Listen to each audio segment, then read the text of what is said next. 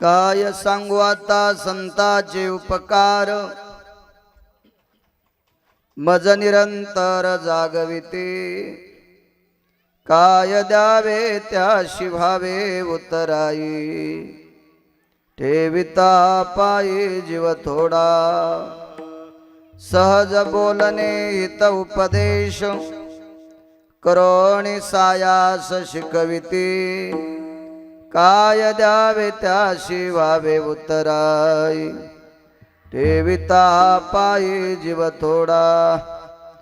तुका मने वत्स धेनुवे जे चित्ती, तैसे मज येते सांभाळीत।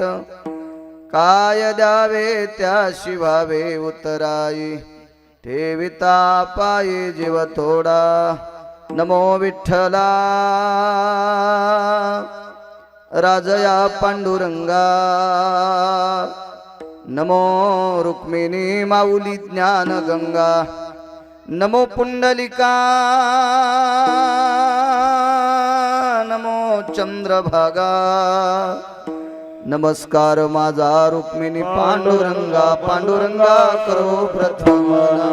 पांडुरंगा करो प्रथम, हरी पांडुरंगा करो प्रथम नमन। पांडुरंगा करो प्रथम नमन। दुसरे चरण संकाची, दुसरे चरण संकाची, दुसरे चरण संकाची। हो कांत कृपा गाणे कथेचा विस्तार, कृपा गाणे कथेचा विस्तार, कांत कृपा गाणे कथेचा विस्तार, कृपा गाणे कथेचा विस्तार। बाबाजी सद्गुरुनाथ तुका, सद्गुरुनाथ तुका, बाबाजी सद्गुरुनाथ तुका।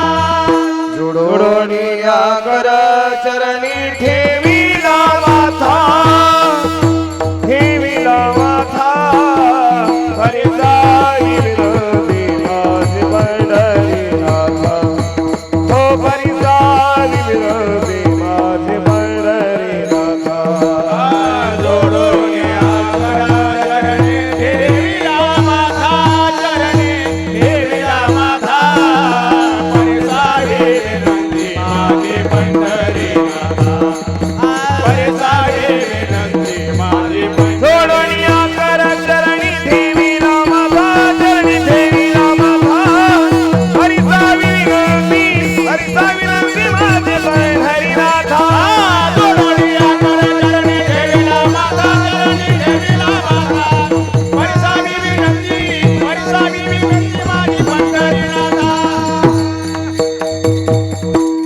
पांडुरंगा करो प्रथम नमन। दुसरे चरण संताचे त्यांच्या कृपादाने कथेचा विस्तारू। बाबाजी सद्गुरुदास तुका, मनोजवं मारुत तुल्य वेगं, जितेंद्रियं बुद्धिमतां वरिष्ठं, वातात्मजवानरायुत मुख्यं, श्रीरामदूतं शरणं प्रपद्ये। नागेन्द्रहराय त्रिलोचनाय भस्मांगरागाय महेश्वराय, नित्याय शुद्धाय दिगंबराय, तस्मै नक्कराय नमः शिवाय। शरदिंदु समाकारे परब्रह्म स्वरूपिणी, वासरा पीठ निलये सरस्वती नमस्तुते। विठाल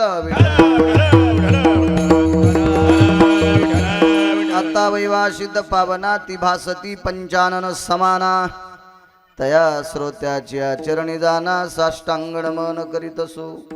वाद्यभूषित पावन तो प्रत्यक्षामरेंद्रा समान, तयाची चरणी जान साष्टांग नमन करीतसो। आता गान गंधर्व देवता कोकिल कंठ स्वर आराका, जी कीर्तनी वहिवासीत लोका, तयाची चरणी नमन गा। मज दिसत सो परम विख्यात, जो जान ब्रह्मयाचा सुतू, नारद जान नाम तितिक्षु, तयाची चरणी नमन गा। जेने धर्म जितविलाची बळी, तो संभाजी जान नवाळी, कावतरला जयाची कुळे, तया छत्रपतीची चरण कमळे, साष्टांग नमन करीतसो। विठ्ठल विठ्ठल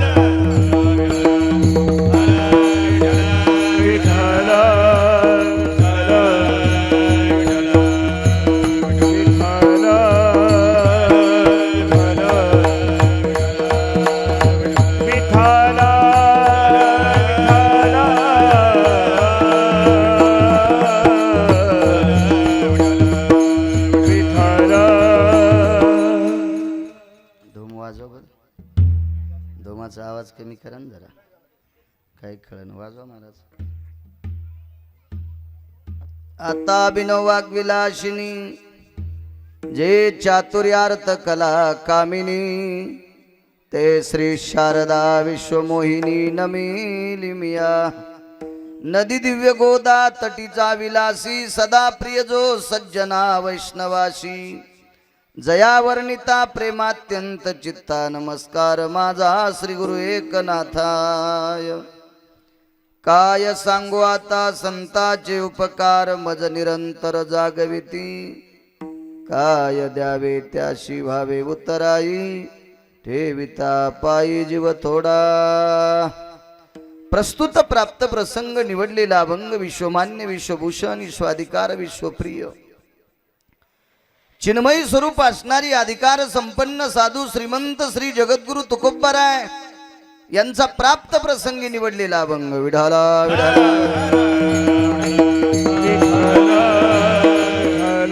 प्राप्त प्रसंगी निवडलेला अभंग माझ्या तुकोबारायांचा आहे. या अभंगाद्वारे तुकोबाराय संतांचे उपकार प्रतिपादित करतात. काय उपकार आहे संतांचे. ते शोच्या वस्तू इथे स्टेजच्या कडेला आणून ठेवा. ते 2-3 काय स्पीकरवाले कोणाच्या ठेवा, त्या वगैरे खराब होतील. काय येऊस तर ठेवल्या बस झाल्या. आता इथे समोर टेका त्या. काय सांगू आता संतांचे उपकार. तुकोबाराय धैर्यशील वाणीनं प्रतिपादित करतात. या संतांचे उपकार मी काय सांगू. गर्भित वाणी तुकोबारायांची.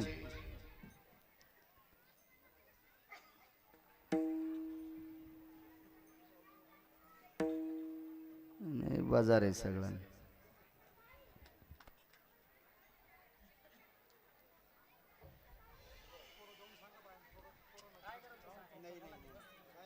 त्या अधिष्ठित गोड अशा सुढाळ वाणीनं प्रतिपादित करतात की संतांचे उपकार काय सांगू. याचा अर्थ असा आहे की संतांचे उपकार अप्रतिम आहेत. धर्मशास्त्रानुसार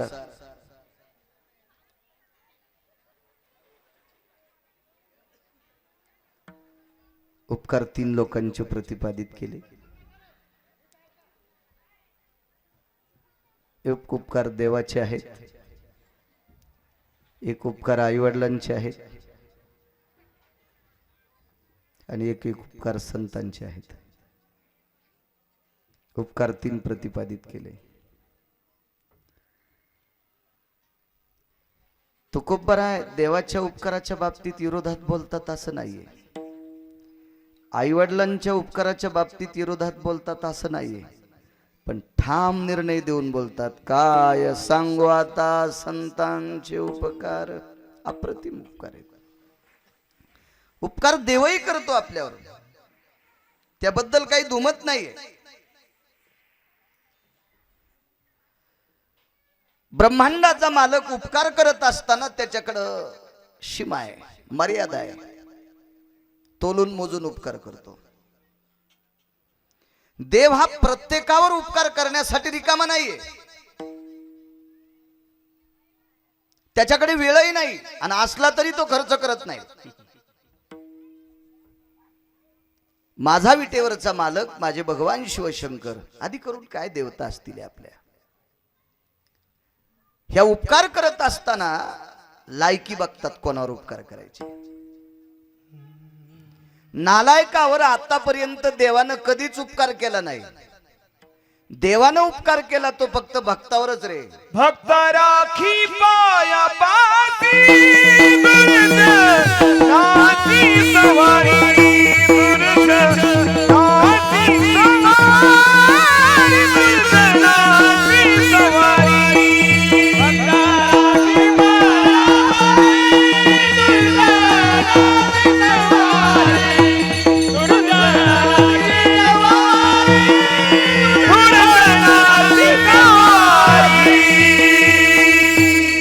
भक्ता राखे पायापाशी दुर्जनाशी संहारी. भक्ताचं संरक्षण करतो, भक्ताचं राखण करतो, भक्ताचं पाठराखा होतो. दुष्टाल नाही, दुष्टाल कापीतच सुटतो.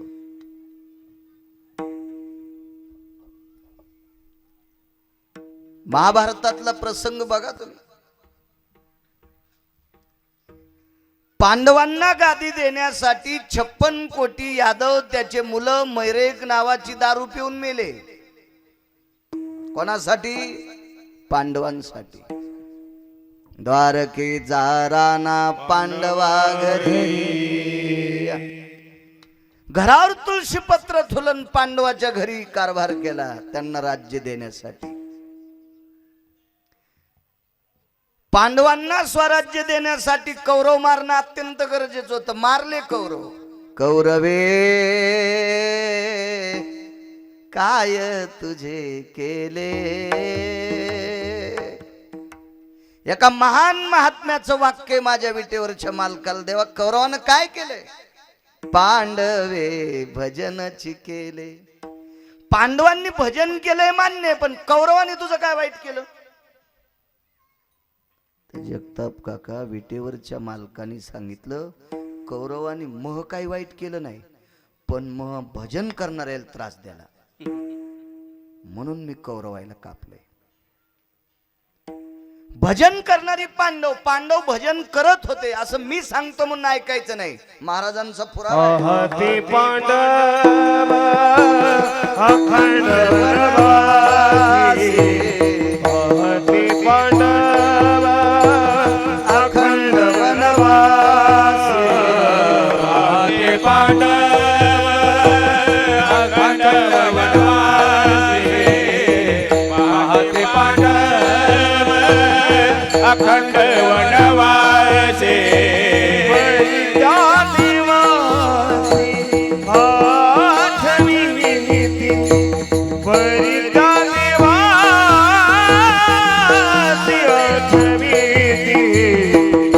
दासी पिता खरी तुझा घरी, दासी पिता खरी तुझा घरी. परिचा देवाची आठवी, परिचा देवाची आठवी, दासी पिता खरी तुझा घरी, प्रल्हादाचे पिता खरी तुझा घरी. माझं भजन करणाऱ्या पांडवांना ज्या नास्तिक कौरवांनी त्रास दिला मी त्यांना मारलंय. पांडव भजन करत होते म्हणून वनवासात सुद्धा पांडवांचं संरक्षण. मागे पुढे उभा राय सांभाळीत, आलिया आघात निवाराया. वनात सुद्धा, वनात सुद्धा उपकार करतो देव फक्त भक्तावर.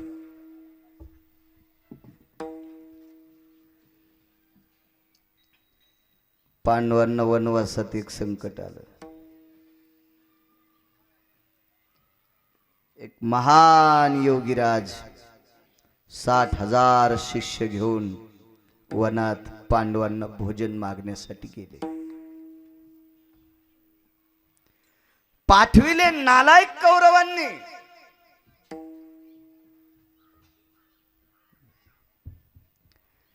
ज्या कौरवांनी दुर्वासांना पाठवलं 60,000 शिष्य घेऊन. काय उपकार करतो विटेवरचा मालक. विटेवरच्या मालकानं तिथं वनवासात सुद्धा पांडवांची गैरसोय होऊ नये, पांडवांचा अपमान होऊ नये, त्यांच्या कीर्तीचा ध्वज खाली पडू नये, त्यांच्या कर्तव्याची निष्ठा ढळू नये. त्यांनी जे औदार्य दाखवलं याच्यात कसल्याही प्रकारची कमतरता भासू नये म्हणून जगाच्या मालकानं 60,000 शिष्यासह दुर्वास गंगेच्या पात्रात जीव घातले. किती भक्तावर उपकार करतो, पण दुष्टावर करत नाही. देव उपकार करत असताना तोलून मोजून मर्यादा बघून लायकी बघून उपकार करतो, फक्त भक्तावर, दुष्टावर करत नाही. आई वडिलांचे उपकार बघा. तुकोबाराय का म्हणतात काय सांगू आता संतांचे उपकार. आज जसं तुम्ही माऊंद्याचा कार्यक्रम केला तसा एक मोठा कार्यक्रम होता. आणि मोठा कार्यक्रम ही पैशावाली माणसं करू शकतात. सर्वसामान्यांची काय योग्यता असते बिचाऱ्यांची. एका श्रीमंत माणसाचं लग्न होतं मुलीचं. गावाच्या बाहेर 2-3 किलोमीटर अंतरावर एका शेतामध्ये विस्तीर्ण 2-2.5 एकरचा मंडप दिलेला. उन्हाळ्याचे दिवस, कडकडतं चैत्राचं ऊन, दुपारचं लग्न किंवा संध्याकाळचं असेल काय ते लग्न. पण जेवणे दुपारपासून 10 वाजल्यापासून सुरू. श्रीमंत, गडगंज श्रीमंत माणूस, अवाढव्य श्रीमंत. त्याची श्रीमंती वाखाणण्याजोगी होती. तळील्या वरिल्या एकची पक्वान्ने, असे पक्वान्न होते पंगतीमध्ये. गाव पूर्ण चुलबन जेवण होतं. तुमच्याकडे काय म्हणतात काय माहित. आमच्याकडे स्त्रिया आणि पुरुष सगळे लेकरं बाळ जेवण असलं की चुलबन म्हणतात. नुसते माणसं असले की मुंडास बन किंवा करदुड बन, तसंच म्हणतात. बर. आणि परिसरातले 5-50 खेडे चुलबन जेवायला होते. आणि काही प्रतिष्ठित लोक, इष्ट मित्र सज्जन सखे सोयरे धायरे मित्र गोत्र काय असतील ही सर्व जणांना आमंत्रित लोक होती. गाव चुलबंद आहे त्या कारणानं शनिवारचा दिवस, दुपारी शाळा सुटली, दुपारच्या नंतर सुट्टी.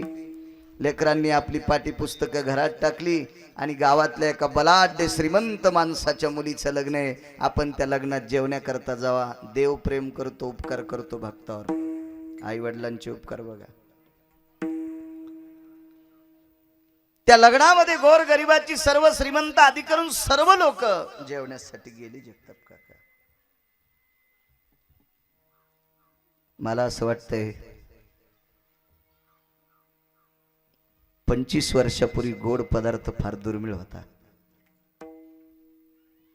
25 ते 30 वर्षापूर्वी गोड पदार्थ हा फार श्रीमंत लोकांच्या घरी केला जायचा. गोर गरिबाला दर महिन्याला सणावारालाच फक्त पुरणपोळी खाण्यासाठी भेटायची. ती सुद्धा काही काहींना भेटतही नव्हती. मलाही कळतं तो काळ थोडासा असा भीषण काळ. आणि त्या काळात आज आपल्याला जी पदार्थ चित्रात पाहायला भेटली नाही ती खायला भेटणार आहेत. असा उद्देश, असा मानस, असा भाव या अनुषंगाने ती गोर गरिबाची लेकरं त्या मंडपात गेली. विस्तीर्ण मंडप होता, पंक्ती बसलेल्या होत्या. मोठ्या माणसाचं लग्न असल्यामुळं त्या पंक्तीमध्ये फिरण्यासाठी अशी मोठमोठाली लोक खिशाला रिबिनी बिल्ले लावून असे स्वयंसेवक असे फिरत होते. मंडपाच्या कडेला एका पट्टीवर ही लेकरं 10-15 जेवायला बसली. 15-25-20 काय असतील ती बसली जेवायला. तेवढ्या अवकाशात एक गाडी आली, फार मोठी गाडी, VIP होती. तशा सस्ताईला 5-25-30-40 वर्षापूर्वी चांगल्या 4 चाकाची मस्त बंद बॉडीची गाडी आली की लोक असं म्हणायचे गाडीत फार मोठा माणूस आला असावा. गाडी उघड्याबरोबर त्याच्यातून असे चांगले कपडे घातलेले, ज्यांच्या टोप्यानं ऊस तोडता येईल अशा कडक टोप्या घातलेली माणसं अशी गाडीतून उतरली. ढेऱ्या असे त्याचे बटणं तुटू लागले, इतक्या मोठ्या ढेऱ्या होत्या. चांगली माणसं होती. सॉक्स गुडघे इतकाले होते, असतेत का नसतेत मला माहीत नाही, पण त्याला होते. हातामध्ये अंगठ्या गिंगठ्या, लॉकेट, ब्रासलेट हे तसे रावणाचे चुलते आल्यासारखेच दिसत होते. असे श्रीमंत गडगंज माणसं उतरली त्याच्यातून. ही माणसं उतरल्याबरोबर हे लग्नात जे फिरायला असतात का स्वयंसेवक, हे मोठाली माणसं आले की चला साहेब, चला साहेब, चला साहेब, चला चला लगेच जेवून घ्या. लगेच ते मुलीचे वडील, हा राम राम राम राम, हे अरे पाहुण्यांची जेवायची व्यवस्था करा, पाहुण्यांची जेवायची व्यवस्था करा म्हणलं. आता जागाच नव्हती मंडपात.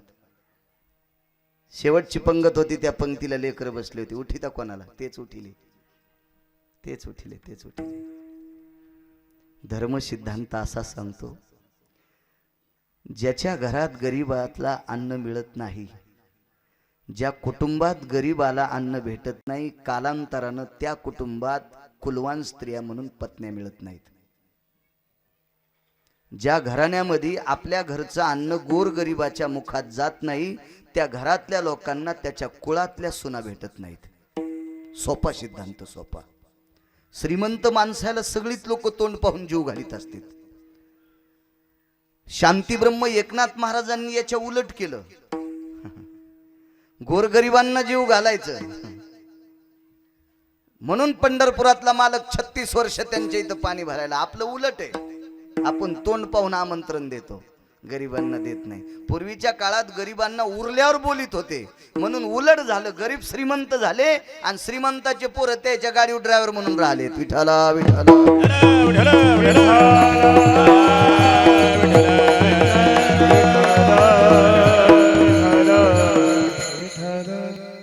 त्या स्वयंसेवकांनी त्या चटईवर बसलेली पोरं, हे उडा रे उडा उडा उडा उडा.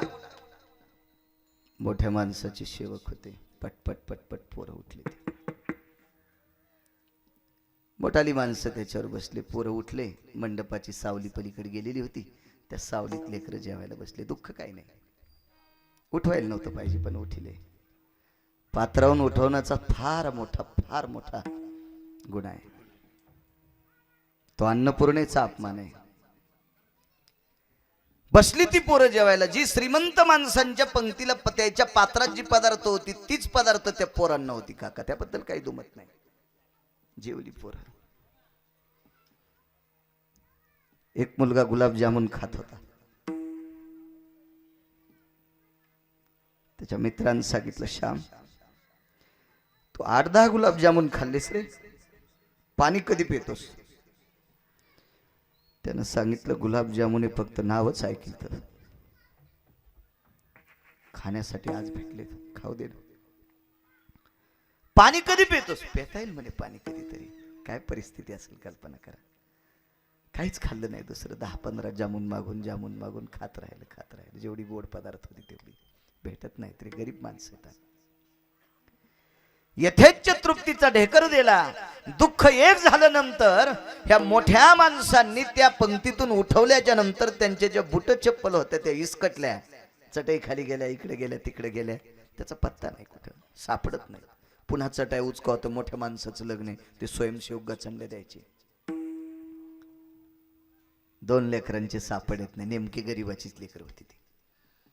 निघाली तशीच पायी पायी पायी पायी पायी. ऊन म्हणते मी.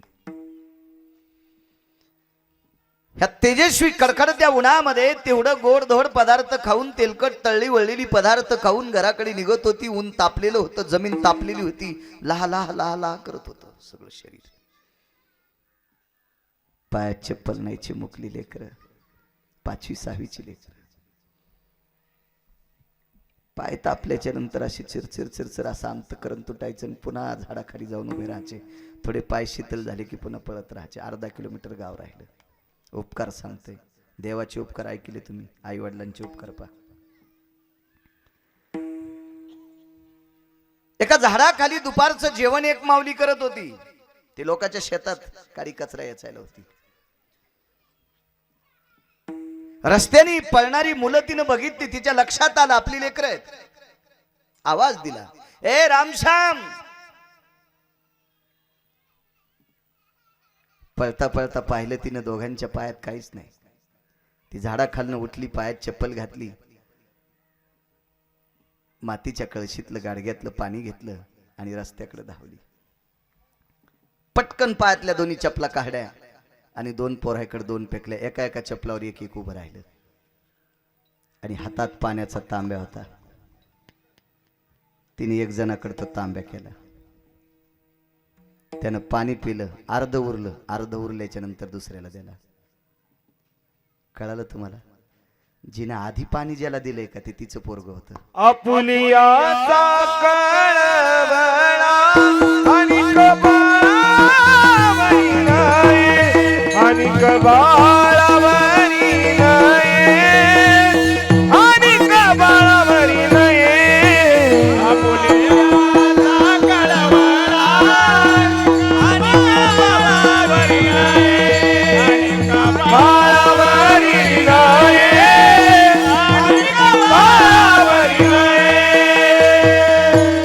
आपुलियाचा कळवळा आणि कबाळावरी नये. पाणी दोघांनाही दिलं, त्याबद्दल दुमत नाही. पण आधी ज्याला दिलंय ते तिचा मुलगा होता आणि नंतर ज्याला दिले तो शेजाऱ्याचा मुलगा होता. दृष्टांत संपला. देव उपकार करतो तो फक्त भक्तावर, दुष्टावर करत नाही. आई वडील उपकार करतात ते स्वतःच्या आपत्त्यावर करते, दुसऱ्यावर करत नाही.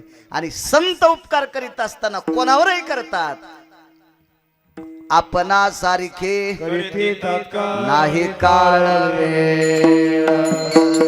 दया लागी नाही कळवेळ. दया लागे नाही कळवेळ.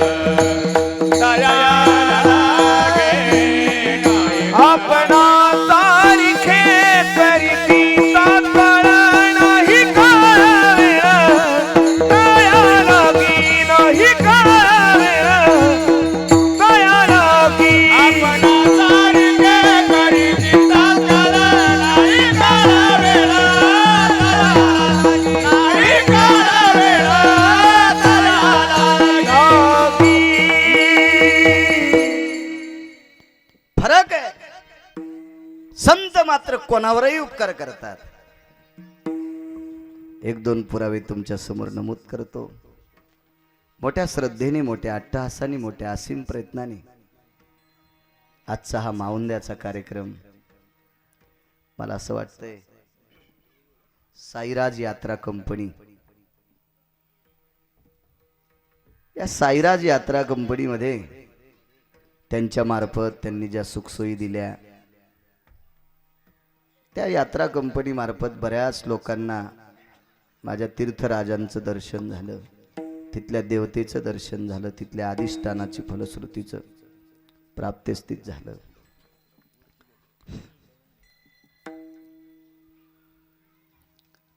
काशी यात्रा असेल, काय ज्या देवतेचं दर्शन करून आलेली जी काही मंडळी धाम करून आलेली, आणि त्याचं उद्यापन, त्याचं मावंद असावा.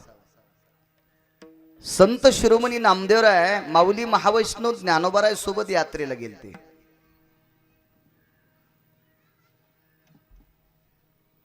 तर ब्रह्मांडाचा मालक ज्या साधूच्या हाताने जेवत होता, ज्या साधूच्या हाताने दूध पित होता,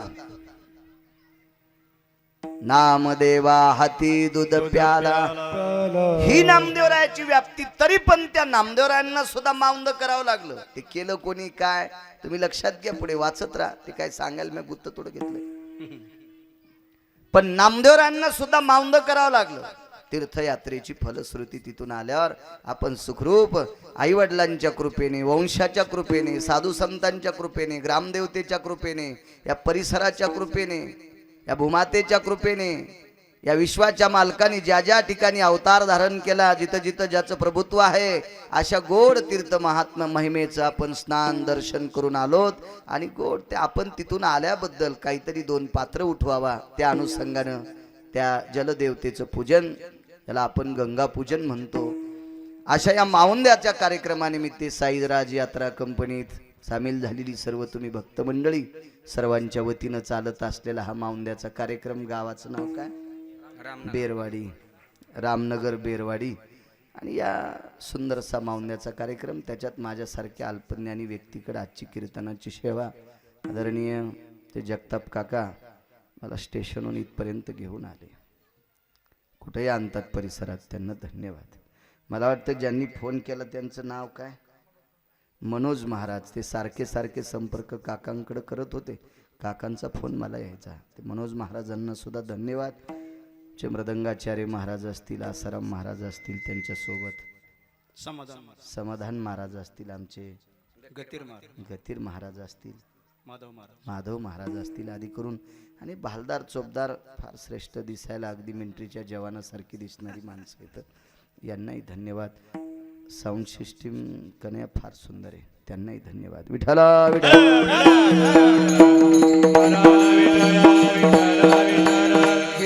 काय उपकार आहेत संतांचे. तुम्हा मला जन्माला घालणारा जगाचा मालक विधाता आहे, सत्य लोकाचा मालक विधाता. आपण त्याला ब्रह्मदेव म्हणतो, चतुरानंद म्हणतो. अशा विधात्याच्या अंतकरणात एक शंका होती, ब्रह्मदेवाच्या अंतकरणात शंका होती. या सृष्टीवर जीव सृष्टी मी निर्माण केली. काय सांगू आता संतांचे उपकार. आणि माझ्याकडनं कळत नकळत काय असेल त्याच्यात एक पाप घडलंय, एक चूक घडली,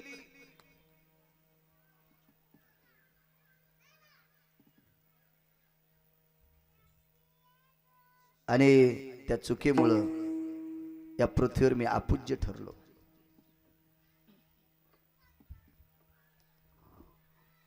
माणसं असा विचार करत असतात, मी थोडासा अपराध केला तर माझ्यावर हे संकट, समोरच्या माणसाचं किती पाप आहे.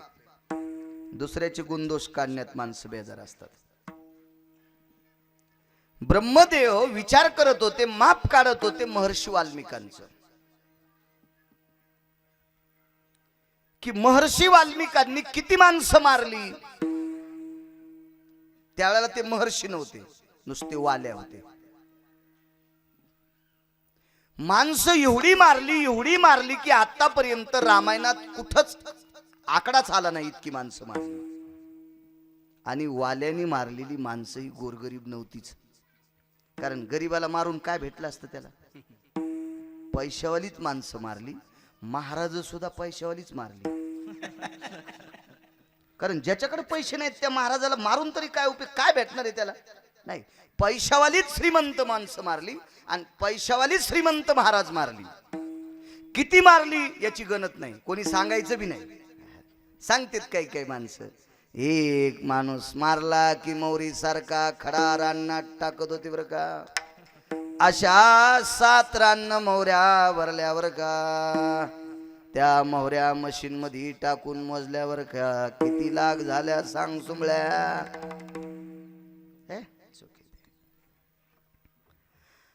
विचारलं पराशरांनी एके दिवशी, किती माणसं मारले. मलाही सांगता येणार नाही, ज्यानं माणसं मारले त्यालाच आकडा माहित नाही, तर तुम्ही आम्ही कशाला सांगायचो तो आकडा. अप्रतिम माणसं. एवढं पाप करून सुद्धा तो व्यक्ती वाल्याचे महर्षी झाले.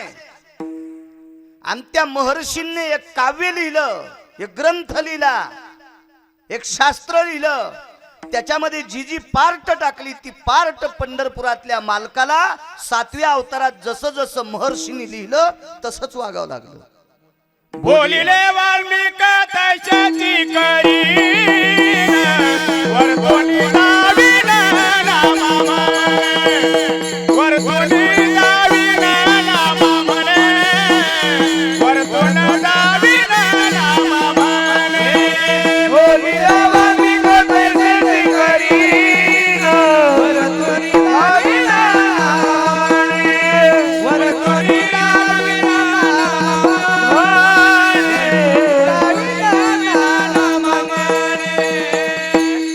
ज्याप्रमाणे महर्षी बोलले त्याप्रमाणे विटेवरच्या मालकाला वागावं लागलं.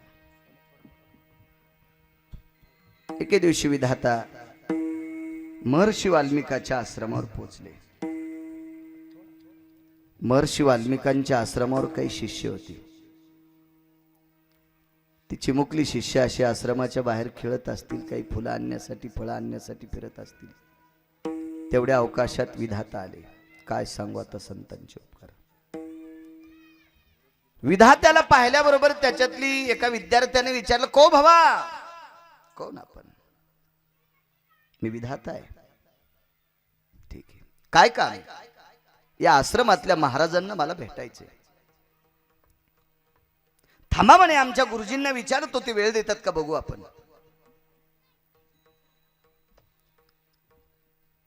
ज्याला थोडं फार येतंय ते फोन उचलायला तिकडे कामा नाही.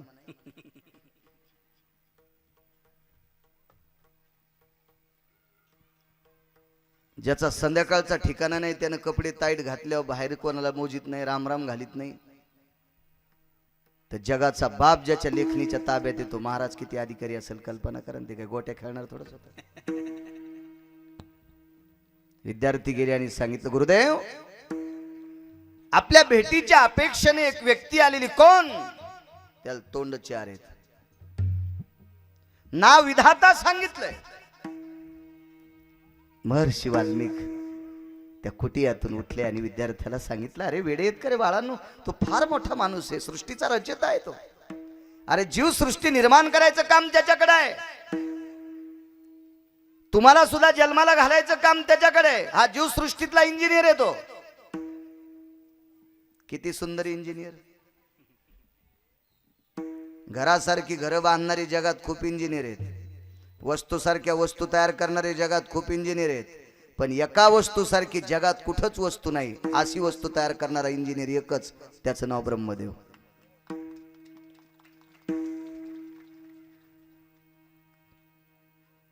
जर एका माणसासारखा दुसरा, माझ्यासारखा जर दुसरा कोणी असता तर माझी प्रॉपर्टी माघारी चिकली असती किंवा मी त्याची इकली असती. अंगठ्याचा थंब दिला की भारतात एका अंगठ्यासारखा जगात पुन्हा कोणाचाच अंगठा नाही. काय इंजिनियर असेल. दृष्टी एकासारखी जगात कोणाचीच नाही. काय चेहऱ्यात बदल, काय काय रचता असेल तो विधाता. कोणाला गोरा रंग, कोणाला सावळा रंग. असा एखादा डॉक्टर आहे का? एखाद्या माऊलीच्या पोटात बाळ वाढत असताना त्याने इंजेक्शन दिल्यावर लेकरू गोरं होतंय. तसं जर डॉक्टरकडे औषध असतं तर डॉक्टरला काळे पोरं झालीच नसते.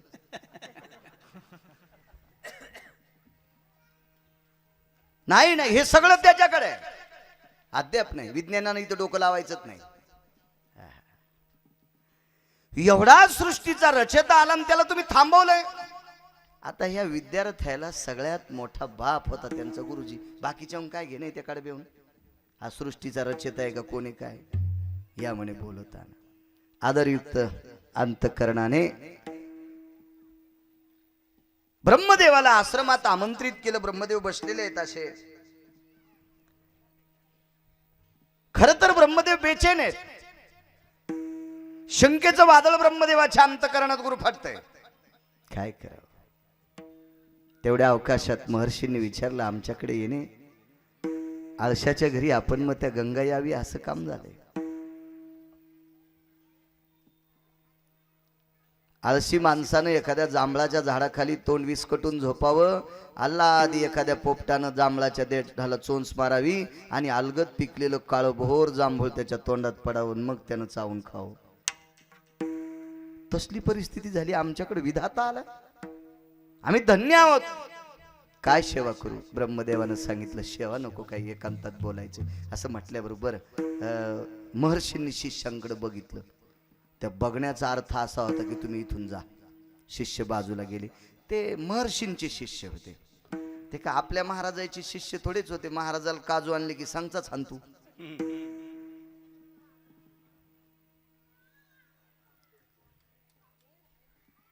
काय काम, काय नाही. एक विचारू का, तुम्ही माणसं किती मारली? नाही, मला काय सांगता येणार नाही किती माणसं मारली, किती खून केलेत, नाही सांगता येणार. पाप, माझ्याकडचं पाप मोजायला विधाता तुमच्याकडे तराजूच नव्हतं. ब्रह्मदेवानं सांगितलं, मला ते कळतंय. तुमचं पाप मोजायला इतक्या पापाच्या राशी झालत्या, इतक्या पापाच्या राशी झालत्या की तो पाप मोजण्यासाठी मी तराजूच केलं नाही. ज्या ज्या तराजूत तुमचं पाप मोजलं ते तराजूच्या दांड्याही मोडल्या, त्याच्या साखळ्याही मोडल्या, त्याची प्लेटही मोडून गेली. सगळं तुटून गेलं. ते तराजू सगळं तुटून गेलं. तराजूच नाही माझ्याकडे तुमचं पाप मोजण्यासाठी. विठाला विठाला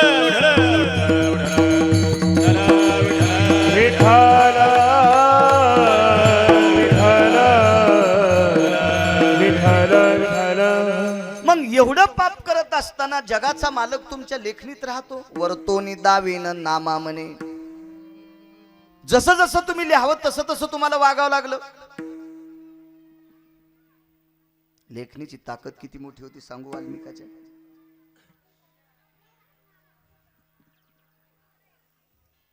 लक्ष्मणाने इंद्रजित मारला. इंद्रजित मारल्याच्या नंतर शरीराचे तुकडे 3. इथून खाली शरीर पडलं युद्धभूमीला. इंद्रजिताचा एक उजवा हात पडला स्वतःच्या दारापुढे आणि डोकं पडलं भगवान प्रभू रामचंद्राच्या पक्षात. 3 तुकडे झाले शरीराचे. बाई आतमध्ये होती इंद्रजिताची पत्नी. विधात्याच्या प्रश्नाचं पुढचं उत्तर आहे. महर्षी वाल्मिकाच्या लेखणीत किती ताकद आहे. ब्रह्मदेव स्वतः सांगतात. त्या भुजेला विचारलं, तू कोणाची आहे? ती बाई तशी अधिकारी होती मालकाची सेवा करून. तिनं लिहून दाखिलं, मी तुझ्या मालकाची आहे. वा, भुजा शरीराला मिळाली पण डोकं नाही ना. विचारलं, डोकं कुठं आहे? म्हणे प्रभू रामचंद्राच्या पक्षात आहे. आणायला कोणाला पाठवा? एकाही राक्षसाची टप्पर नाही आणायला जायची. त्याला माहित होतं गेलं की वानर काय जीवन ते देत नाही. बाई हुशार होती. बाईनं आपल्या सासूकडे गारहाणं मांडलं. आत्याबाई, आत्या म्हणायच्या त्या काळातल्या सासा सुनाला, आत्या म्हणायच्या, आत्या तुमच्या मुलाचं डोकं माझ्या कपाळाच्या मालकाचं डोकं प्रभू रामचंद्राच्या पक्षात कोण आणेल? बघते तुझ्या सासऱ्यांना माझ्या मालकाला सांगून. इंद्रजित मृत्यू पावला याचं दुःख रावणाला होतं बरं.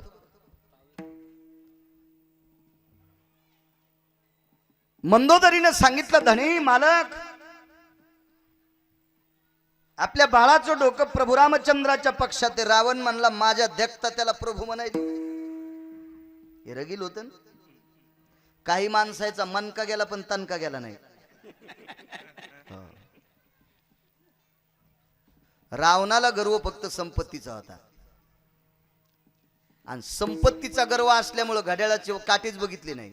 आज अशी माणसं आहेत, 10-5 कोटी जवळ असल्यावर ते घड्याळाचे काटेच बघणं. त्याचे काटे त्या दिवशी दिसतात, त्या दिवशी यायचे गुडघे मोडलेले असतात, आणि पैसे पोट्ट्याने ताब्यात घेतलेले असतात. हे नुसताच मेला गद्यावानी वजू. माझ्या देखता त्याला प्रभू म्हणते, शब्द वापस घेते, पण रामचंद्राच्या पक्षात इंद्रजिताचं डोकं आणायला कोण जाईल? ते देत नाही. मी जाऊ? रावणानं सांगितलं, तू जर गेलीस तर राम तर डोकं देणार नाही, पण तुला ठेवून गेली. एक बोलू मालक, मला फक्त जाऊ नका म्हणा, पण दुसऱ्याच्या स्त्रीला आपल्या इथं ठेवून घेईल असं रामाचं काम नाहीये. राम असं ठेवत नाही कोणा स्त्रीला. दुसऱ्याच्या स्त्रीला पूजनीय मानणारं रामाचं काम आहे. रामप्रभू अद्याप एखाद्या स्त्रीवर अन्याय करणार नाहीत. मला फक्त इतका आदेश द्या की जाऊ नका म्हणा. पतीची या मता अनुसरो पतिव्रता. मी तुमचा शब्द प्रमाण मानणारी आहे, तुमच्या शब्दाच्या पलीकडे जात नाही. म्हणलो तरी फार हुशार होती, सात्विक सदाचारी पतिव्रता स्त्री होती.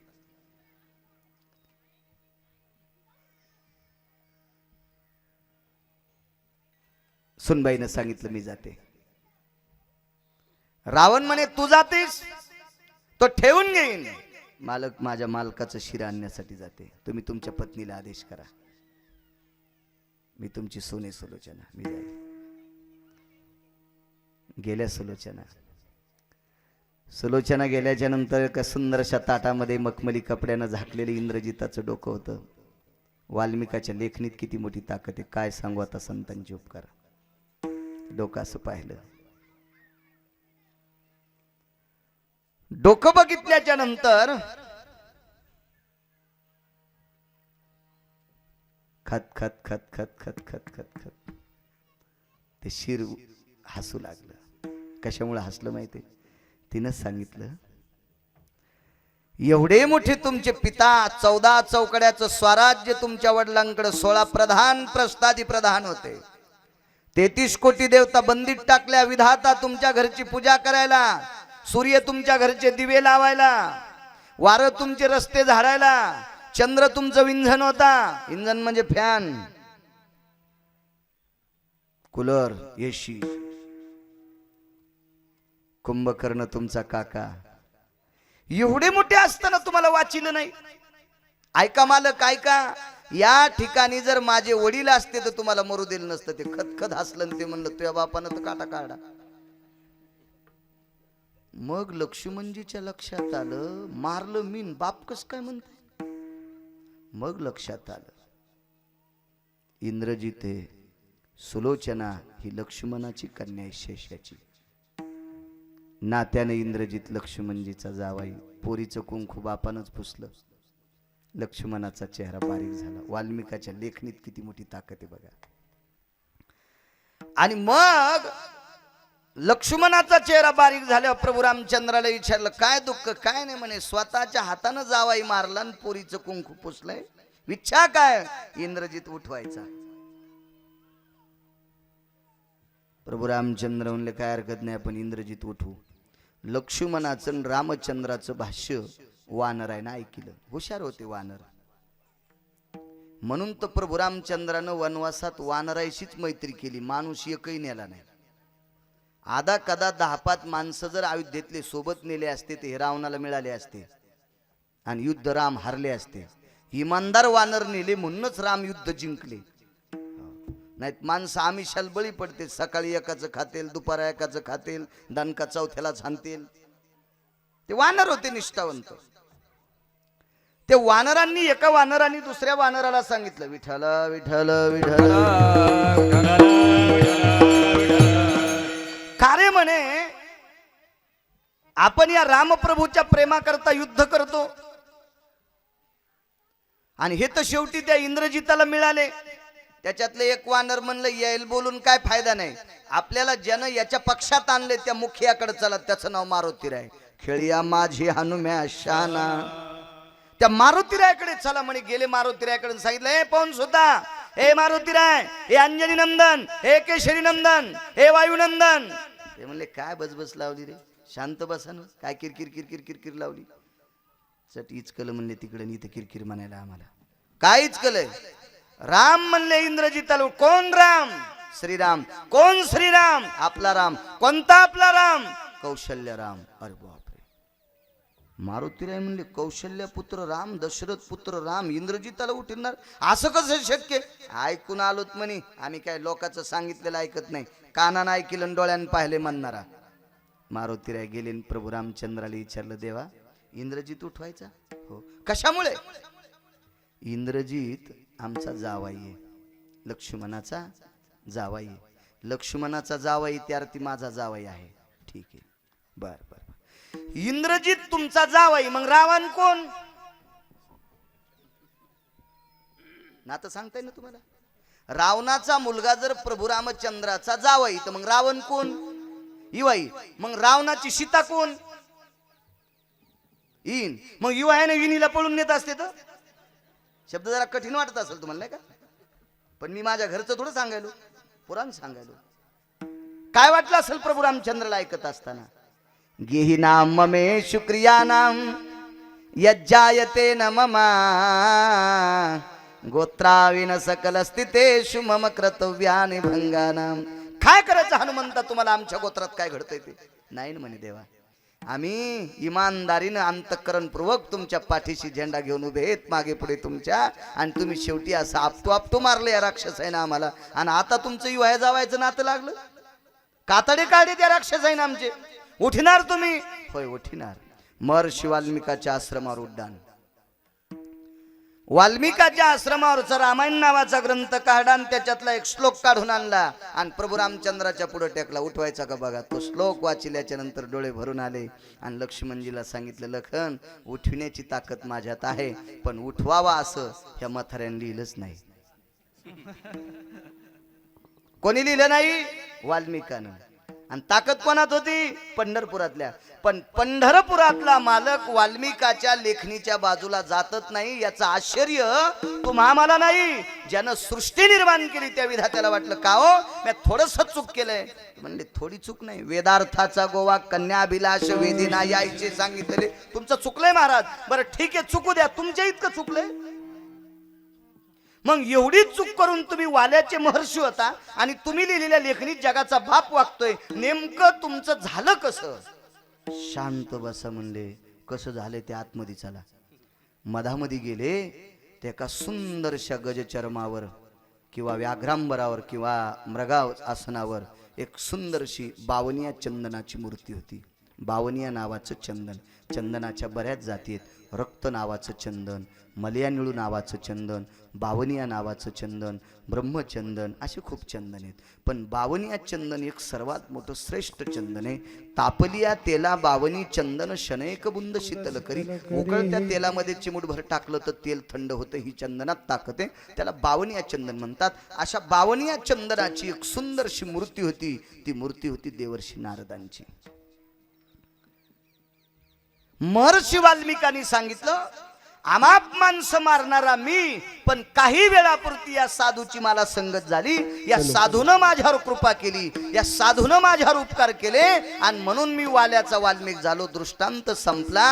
कितीतरी माणसं मारणारा वाल्या ज्याचं गणितच कशात सांगितलं नाही, एवढा खून खराबा करणारा वाल्या वाल्मिका किंकर वंदे केला, वंदे केला, वाल्मिका किंकर वंदे केला, वंदे केला, वाल्मिका किंकर वंदे केला, वंदे केला, वाल्मिका किंकर वंदे केला. ब्रह्मचाराची पदकिया पारा वाल्मिका किंकर वंदे केला, वाल्मिका किंकर वंदे केला.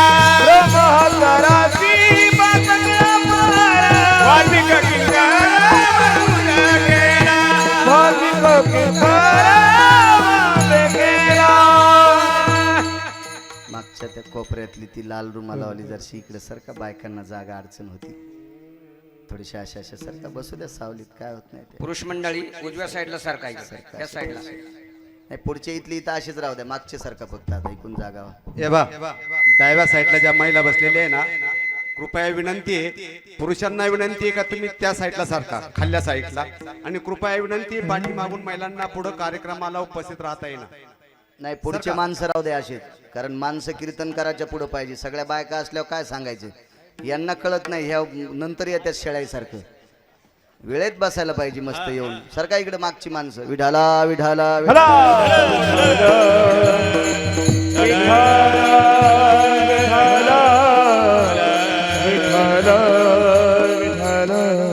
वाल्मिक किंकर वंद्य केला. एवढ्या मोठ्या अमाप पापाच्या राशी वाल्मिकांच्या, पण कोणाच्या कृपेने महर्षी वाल्मिक झाले, ते केवळ नारदाच्या. म्हणून काय सांगू आता संतांचे उपकार, काय सांगू आता संतांचे उपकार, काय सांगू आता संतांचे उपकार, काय सांगू आता संतांचे उपकार. माझा निरंतर जागविती, माझा निरंतर जागविती, काय देवता भावे उतराई, काय द्यावे भावे उतराई. माझा निरंतर जागविती, माझा निरंतर जागविती, काय द्यावे भावे उतराई, काय द्यावे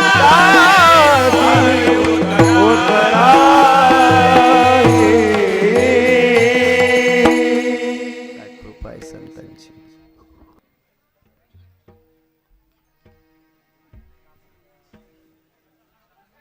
बसू द्या काय होत नाही, बसा.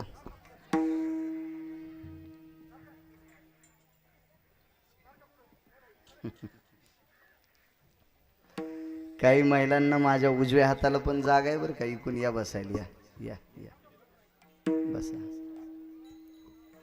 20 मिनिटं तर यांना गपचिक बसायलाच लावलं मी आधी आल्या. असं वाटत होतं ह्या माझं ऐकायला आल्यात का यांचं ऐकायला मला बोलले, तेच कळून गेलं सुरुवातीला. देवाने तुमच्याकडे 1-2 गुण शिल्लक टाकलेले, ते तुमचाही दोष नाही. विठ्ठला विठ्ठला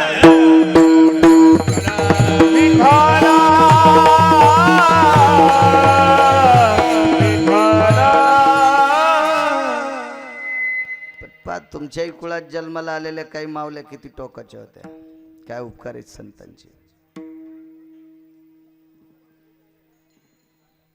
एका बाईला धरून आणण्यासाठी एका राजानं राज्यातला 4था हिस्सा देऊ केला.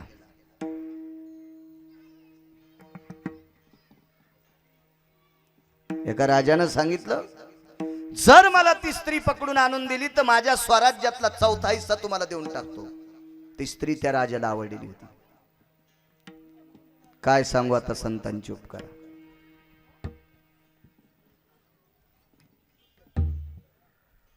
तिच्या लक्षात आलं आपल्याला माणसं हेर पाठीमाग आहेत, आपल्याला पकडण्याच्या पाठीमाग आहेत. राजाला जर आपल्याला नेऊन दिलं काही लोकांनी तर कालांतरानं हा राजा ज्या दिवशी आपल्याला जरा म्हणजे म्हातारपण येईल त्या दिवशी राजा आपल्याला हाकलून देईल. जोपर्यंत तारुण्य आहे तोपर्यंत आपल्याला किंमत आहे. बाई हुशार हुशार. त्या बाईनं गाव सोड आणि जंगलात प्रवेश केला. अख्खं जीवन जंगलात काढलं. त्या जंगलात पोचली असं काही लोकांना कळालं. लोकांना असं वाटत होतं की चला आपण या बाईला पकडून देऊ राजाला आणि राजाकडनं आपण द्रव्य घेऊ. पैसे जर कोणी देत असतील तर त्याच्यासाठी माणसं काही बी करायला तयार आहेत. राज्यातला चौथा हिस्सा भेटतो म्हणजे सामान्य आहे का?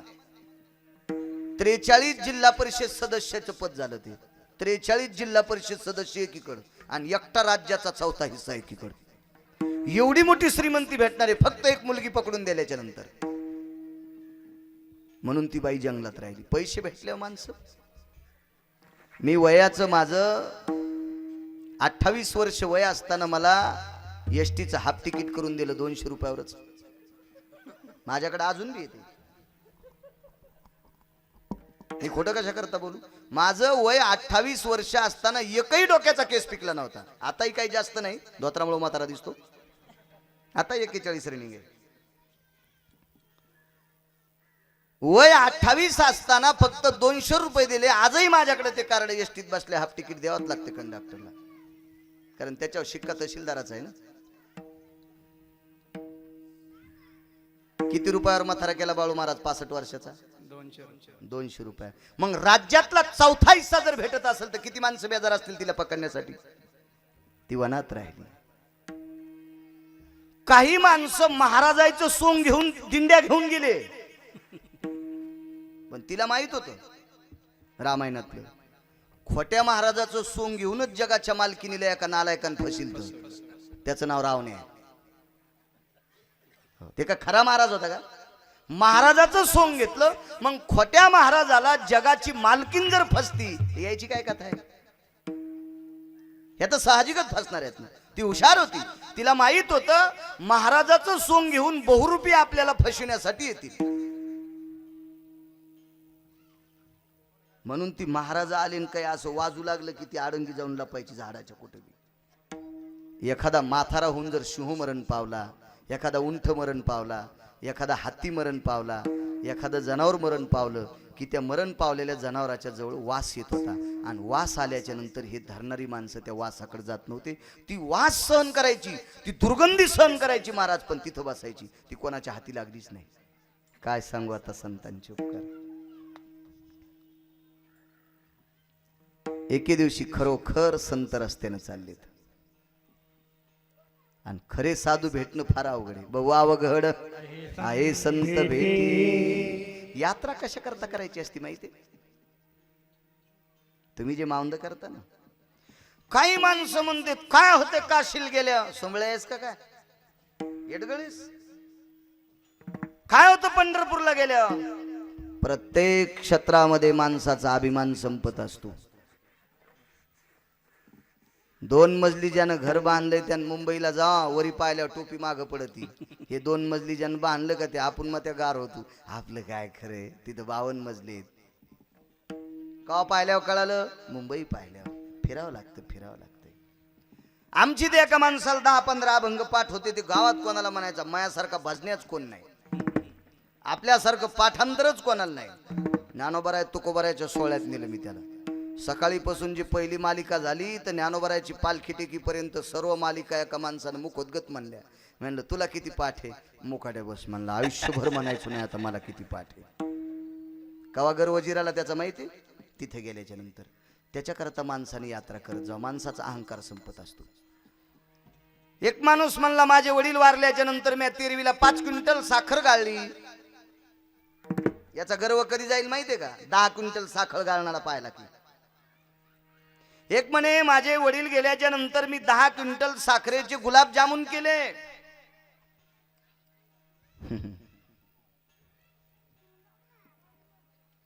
एका कार्यक्रमात गेल्याच्या नंतर अख्खा जिल्हा जेवायला होता.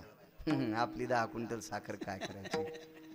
एक म्हणला माझ्या मुलीचं लग्न मी इतकं मोठं केलं की बापरे बापरे, प्रत्येक माणसाला शरबत काचाच्या पेल्यात दिलं.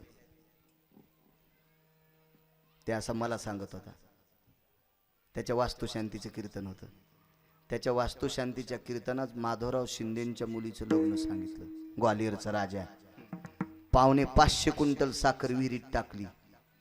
550 क्विंटल साखर विहिरीत टाकली आणि ते शरबतची पाईपलाईन मंडपात आणली. काचाच्या गिलासात नाही दिलं. ज्याला जितकं प्याचं त्यानं मशिवानी प्या. हे काचाच्या गिलासात देणारं गपचिक बसलं. त्यानं पुन्हा आयुष्यभर सांगितलं नाही महापुरुष लग्न इतकं मोठं झालं. याच्याकरता फिरायचं असते, याच्याकरता यात्रा करायची असते. माणसाचा अहंकार संपत असतो यात्रेला. एक सुंदरशी अशी यात्रा चालली. त्या यात्रेमध्ये दिंडीमध्ये मोजकी माणसं होती. त्याच्यापैकी एक मुख्य व्यक्ती होती माऊली महावैष्णव ज्ञानोबराय.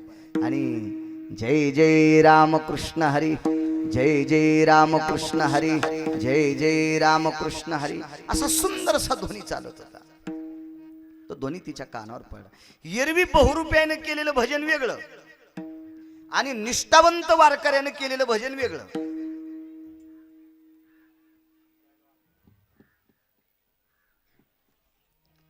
तिचे कान इतके सुज्ञ होते. तिने विचार केला हा जो आवाज येतो हा बहुरूपी महाराजांचा नाही. म्हणून ती झाडाच्या आड कानोसा घेत घेत घेत घेत घेत घेत त्या उंच टेकडीवर पोचली. आणि टेकडीच्या पायथ्याला रस्ता होता. त्या पायथ्यानं माऊली महावैष्णव ज्ञानोबराय, निवृत्ती दादा, सोपान काका, मुक्ताई साहेब, अजून काय लोक असतील अशी रस्त्यानं चालत होते. तिनं बघितलं ज्ञानोबरायच्या चेहऱ्याकडे. काय सांगू आता संतांचे उपकार. बघितलं आणि ती कधी कधी सूर्यनारायणाकडे बघायची, कधी कधी ज्ञानोबरायच्या चेहऱ्याकडे बघायची. पण तिनं एक तफावत घेतली. विवेकाचं टोक तिनं आजमवलं आणि तिनं लक्षात घेतलं प्रकाश हा सूर्याचा तेजस्वी आहे आणि ज्ञानोबरायच्या मुखावरचा भक्तीचा प्रकाश तेजस्वी. पण दोन्हीतला फरक आहे. सूर्याच्या तेजस्वी प्रकाशाने अंगाला घाम येत होता आणि ज्ञानोबरायच्या तेजस्वी ज्ञानाच्या प्रकाशानं अंतःकरणातला अंधकार बाजूला जात होता. हे तिच्या लक्षात आलं आणि तिने विचार केला अशा साधूला सोडता कामा नये. चलत पळत आलीत नाही, अंगत टाकून दिलं त्याकडे येऊन की लुणगळतच तिथपर्यंत आली. पाय धरले. काय करू, जाय पंढरपूरला. पंढरपूरला गेली. विटेवरच्या मालकाचे पाय धरले, देह समर्पित केला. विटेवरच्या मालकाच्या पायावर देह समर्पित केला. तिथला निकष निघला. नाना प्रकारचा तर्क. तो काय कसा असेल, काय लोकांना चर्चा केल्या असत्याल, कोणाची पोरगी, हिचा बायडाटा काय, हिच्या बापाचं नाव काय, माईचं नाव काय, आजोबा कोण होते, कोण्या कुळात होती, काय करत होते, माळकरी होते का नव्हते का. ती पोरगी होती वारांगणीची, तमाशात नृत्य करणाऱ्या बाईची पोरगी. पण विटेवरच्या मालकाच्या पायावर देह समर्पित केला म्हणून भगवंताच्या उजव्या हाताला जागा मिळाली.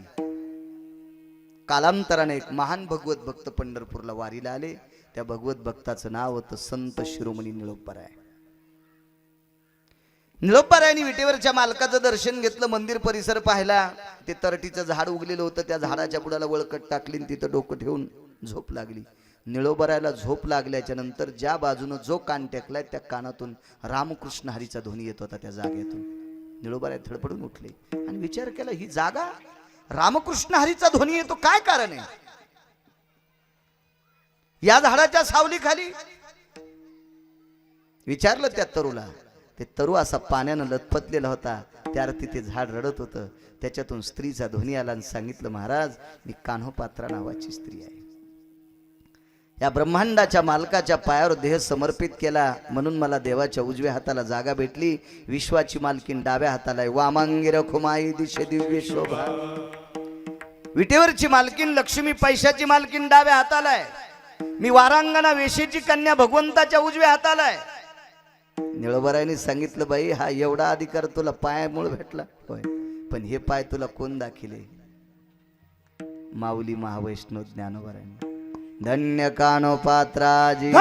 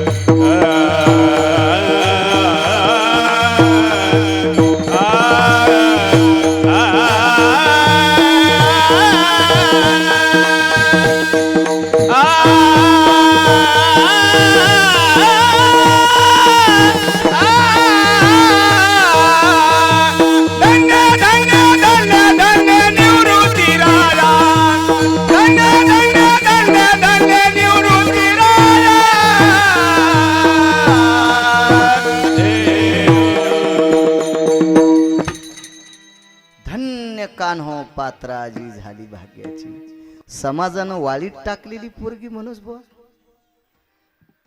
तुम्ही आम्ही सर्वांनी ज्याचा तिरस्कार करावा आणि माऊली महावैष्णव ज्ञानोबरांची कृपा झाल्याच्या नंतर विटेवरच्या मालकाने पहिला दर्शनाचा मान तिला द्यावा. आधी कानोपात्रेचं दर्शन घ्या, मग दर्शन घ्या. जगाच्या मालकाच्या दर्शनाचा मान जर तिला आधी प्राप्त झाला असेल तर ती माऊली महावैष्णव ज्ञानोबरांची कृपा काय सांगू आता. संतांचे उपकार, हे संतांनी उपकार केला की समाजानं वाळीत टाकलेली माणसं सुद्धा महाराज त्या टोकाला जातात. हे संतांचे उपकार आहेत. एक पुरावा सांगतो. माणसं जेवायचे, आपलं वेळेत संपवायचं आहे का नाही, 12:30ला संपून टाकू.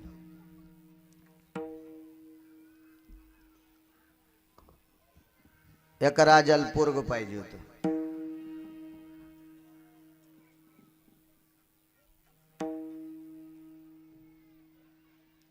आणि बायकोल पोरगी झाली. काय तिच्या हातात आहे का पोरग घेणं? आणि असं जर कोणाच्या हातात असतं पोरगच पाहिजे तर पोरी हो दिल्या असत्या का? नाही. आणि तुमच्या पोराने कोणासोबत लग्न केले असते? झाडाय सांग का? माणसं सरळ नाही म्हणते.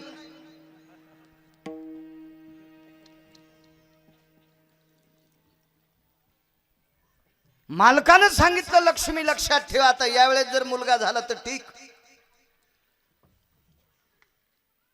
आणि मुलगा जर नाही झाला आणि मुलगी झाली तर तुला आणि त्या मुलीला पाण्यात टाकी. काय त्या बाईचा दोष होता बिचारीचा. पण कर्म नको नको ती जगताप काका. त्यावेळेसही त्या महाराणीला मुलगीच झाली. प्रसूती झाली, बाळंतीण डिलेवरी. प्रचलित शब्द आहे ना ते, डिलेवरी सगळ्यात जास्त कळत आहे, प्रसूती शब्द कळत नाही. लय जणांना आपले शब्द फुकून दिले, दुसऱ्याचे बोखंडीवर घेतले.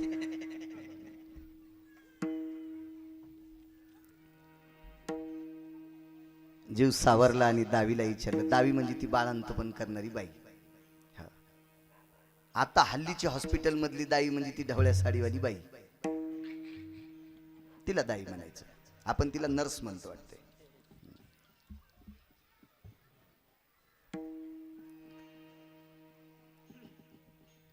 काही हो, फक्त सात्विक व्हायला पाहिजे अशी अपेक्षा असली पाहिजे. मुलगा असो मुलगी असो सात्विक. उलट एक सांगू का तुम्हाला, मुलगा जर चांगला निघला तर एकाच कुळाचा उद्धार, मुलगी जर सात्विक निघली तर 2 कुळाचा झेंडा लावते. तिच्या सासरमध्ये म्हणते काय आमची सून आहे, वा काय आमची अधिकारी सुनबाई आहे. पण एखादा विद्वान म्हणतो नुसती तुमची सुनबाई नाही, ती कोण्या कुळातली पोरगी आहे, 2 कुळाचं नाव उंच नेती. या देशातली पवित्र कन्या जर उंच गेली तर. पण नुसत्या टाळ्या नका वाजू, चांगलं वागली तर. नुसतं अंगाला काशीफळ चिटकून नाही घेतलं पाहिजे अहंकाराचं माणसानं, त्याला वागावी तसं लागतंय. मुलगी जितकी चांगली वागली 2 कुळाचा उद्धारण, जितकी घाण वागली 42 कुळे नरकात. विठाला विठाला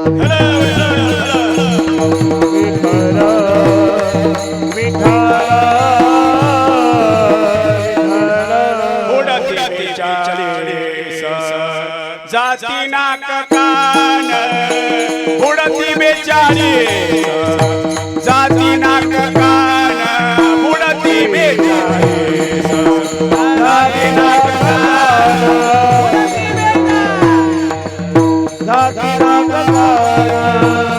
आंबोला केला तरी धावे मान, बुडती बेचारी जाती नाक कान, बुडती बेचारी जाती नाक कान, बुडती बेचारी जाती नाक कान.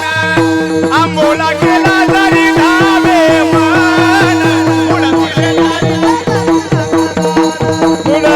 बेचारी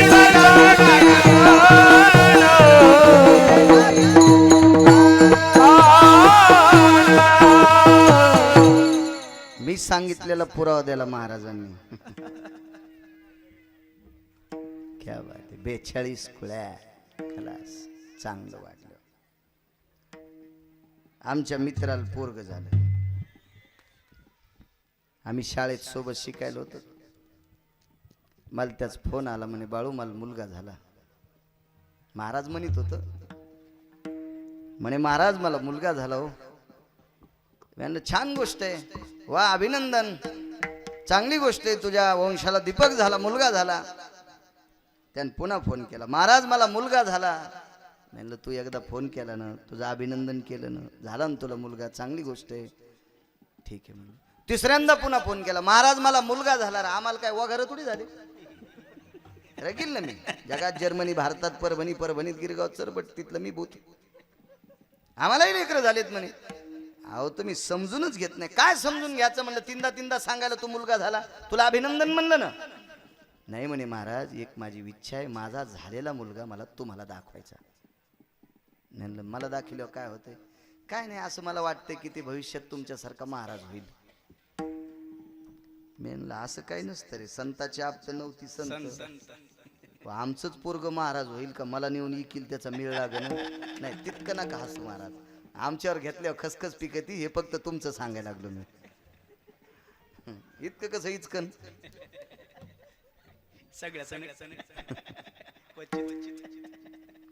विको कमी करा ना, विको.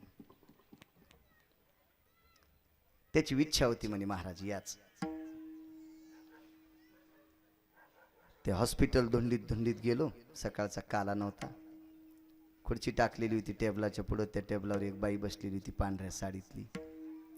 म्हणलं बाई, ओ बाई काय आहे? तिला बाई म्हणल्यावर राग आला, तिला मॅडम म्हणायला पाहिजे होतं. मी शाळा शिकेल कमी असल्यामुळं मॅडम कसं म्हणू.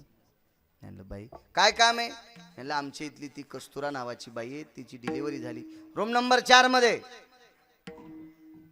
ते दार ठकठकीलं, ते आलं बाहेर. मुलगा कुठे? त्याला आंघोळ घालालीत म्हणले, नाव घालायला लागले.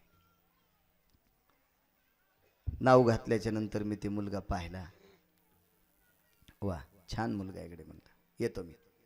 बाहेर आल्याच्या नंतर त्या बाईला विचारलं, बाई आपण कोण? मी सेविका आहे, नर्स आहे, सुई नाही, दाई आहे. बरं आपण कोण? म्हणलं मी बाळू महाराज गिरगावकर. बाई हे बा तुमचंच कीर्तन ऐके ते मोबाईलमध्ये, पाया पडीन 20 रुपये खरे दिले मला, म्हणजे 20 रुपयाची खरी नोट पाया पडून दिली तिने. म्हणलं बाई सुरुवातीला माझ्यावर इतक्या कश काय तुम्ही वसकल्या, धोत्रामुळं का? तुम्हाला वाटलं इडपट शेतकरी आले म्हणून? नाही म्हणे महाराज, तुम्ही त्या बाईचं नाव काढ्याबरोबरच माझ्या डोक्यात राग आला. कसं काय? त्या बाईचं बाळांत पण म्या केलं आणि बाळांपण केलं, त्याच दिवशी माझी 5 ग्रामची अंगठी हरपली. मी म्हणलं बाई 2 मिनिटं थांब. आमच्या मित्रात नाव रावशा होतं. म्हणलं रावशा ते पोरग माझ्याकडे घे बरं. पाहिलं ना तुम्ही? म्हणलं इकडे घे. ते पोरग जवळ घेतल्याच्या नंतर त्याची लेकराच्या अशा मुठी वळलेल्या असतात, त्याच्या लेकराची अशी मुठ उकलल्याच्या नंतर नर्सची अंगठी त्याच्या मुठीत गवसली. मी म्हणलं रावशा तो या पोरान झाल्या जर नर्सची अंगठी चोरली, इतकं तू पोरग चोटतय, तर मग ह्या देशाचा मंत्री केल्यावर काय काय इकीन रे.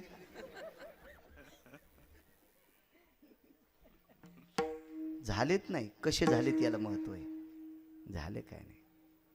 उपजतिया सकल जनी आगा पशुचिया आभासपणे पुत्र प्रसवती केने सकळा शिव. पशु पक्षी जनावर सगळ्यांना लेकर होत असतात. वागतीत कसे महत्वाचा विषय. पा किती दाई हुशार होती. 8व्या क्रमांकाची मुलगी झाली. विचारलं महाराणीनं, दाई काय झालंय? मुलगी झाली. रडू लागली. काय झालं बाई साहेब रडायला? या राज्याची महाराणी आहेत तुम्ही. या राज्यातला एक कोपरा ऐकला तर तालुक्यातल्या सगळ्या पोरीचे लग्न होतील, इतकी तुमच्याकडे संपत्ती आहे, आणि इनमिन 7-8 पोरी झाल्या, तुम्ही रडतात. लग्नाची चिंता नाही, राजाला मुलगा पाहिजे होता, झाली मुलगी. मला आणि या पोरीला आता मरायचे, पाण्यात टाकणारे राजा. दाईन सांगितली काळजी करू नका, मी नाही मरू देत तुम्हाला. दाई गेली बाहेर आली, सांगितलं ऐका हो ऐका, राजाला मुलगा झाला. काय गरज होती फुकट कळण शेंडी वळवळ.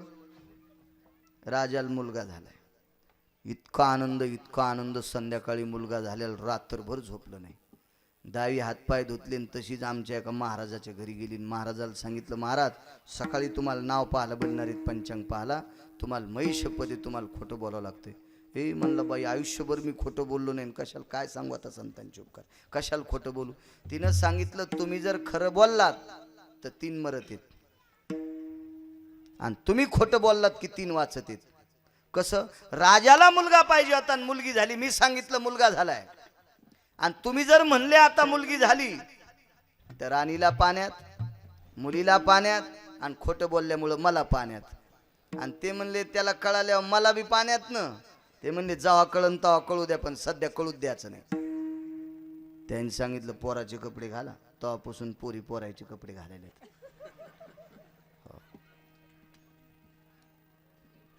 एसटीत मी राम राम घातला, मुलगा समजून एक जणाला म्हणलं राम राम, थोत्तर फोडीन. बापरे म्हणलं आगाऊच धंदा, कस काय कळत नाही का तुम्हाला मुली आहेत म्हणून. म्हणलं बाई तुम्ही कपडे घातले, फॅशन येते, असं नाही झालं म्हणा. वेरी म्हणा इतका रिकाम आहे का कोणाला राम राम घालायला.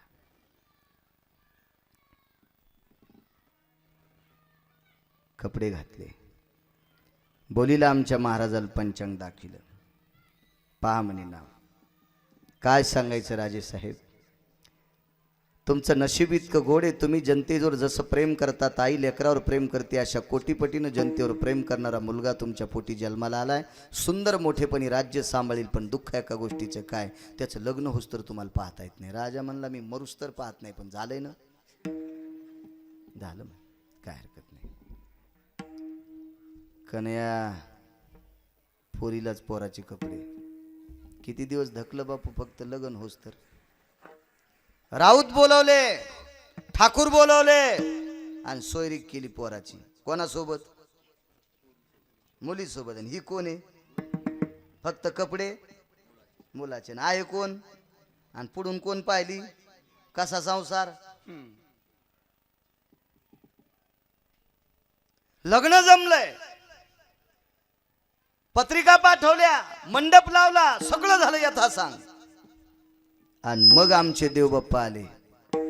राणी साहेबाला सांगितलं, राणी साहेब तयारी लग्नाची. हो म्हणले, तुम्हाला आहेर शिवलाय, फुकून घ्याला का. मला आहेर कशा करता, लग्न आहे माझ्या मुलाचं. राणी साहेब ध्यानात ठेवा, मुलगी आहे मुलगी, मुलगा नाही. अगो बाई, पहिली गाढवावर बसून धिंड माझी निघल. रातोरात 4 जणांनी प्रयाण केलं. खोटं बोलणार दाई, प्राण वाचण्यासाठी इतक्या दिवस अंतःकरणात ठेवलं ती राणी. आपले प्राण वाचावं याच्याकरता मुलाचे कपडे घालून वावरलेली ती मुलगी, आणि यांच्या तिघांचे प्राण वाचावं याच्याकरता खोटं बोललेला महाराज. 4 जण निघाले. हे आले प्रवरा संगम नेवाशाला. तुडुंब नदी भरलेली आहे, पोटाला दगड बांधलेत, आता उड्या टाकायच्यात. राजाने आपल्याला बेइज्जती करून शिक्षा घेण्यापेक्षा आपण स्वतः ह्या पवित्र गंगेमध्ये देह समर्पित करावा, असं मानस. तेवढ्या अवकाशामध्ये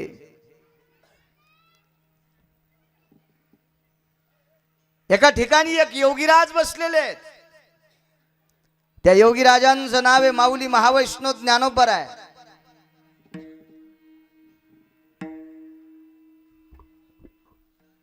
पाण्यात उडी टाकायची, तेजस्वी चेहरा आहे, नामाचं तेज आहे.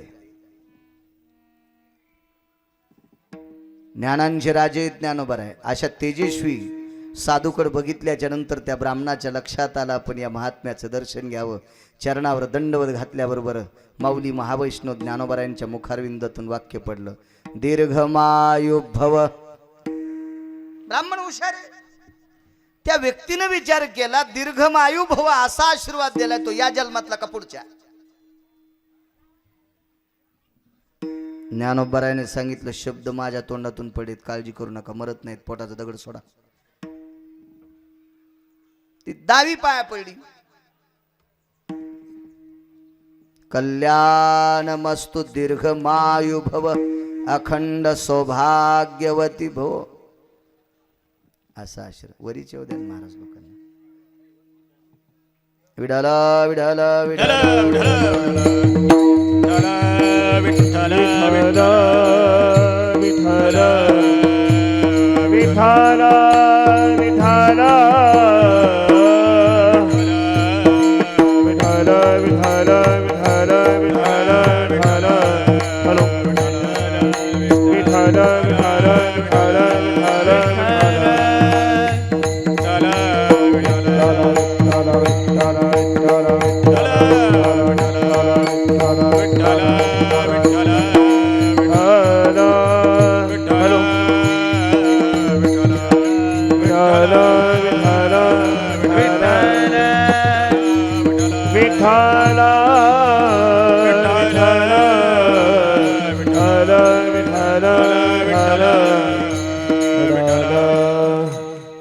दावी पाया पडली.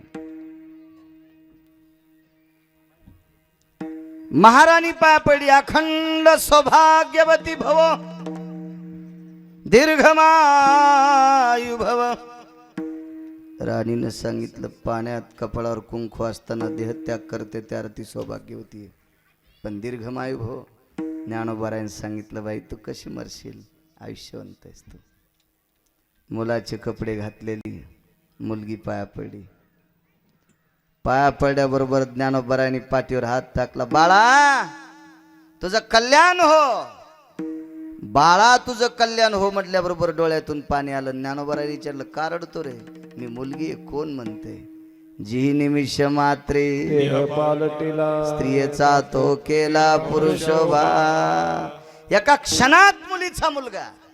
दृष्टांत संपला. जर ज्ञानोबारायने ही कृपा नसती केली ना, तर त्या काळातला वेदांत पंडित त्याला देहत्याग करावा लागला असता. अनंत मावल्याला प्रसूतीच्या वेदनातून मुक्त करणारी दावी तिला देहांत प्रायचित्त घ्यावं लागलं असतं. एका कुलाची कुलवान घराण्यातली महान महान राणी तिलाही देहत्याग करावा लागला असता. आणि आतापर्यंत मुलीच्या वेशात मुलाचे कपडे घालून, मुलगी असताना मुलाच्या वेशात कपडे घालून आतापर्यंत जीवन 25 वर्षाचा काळ गेला.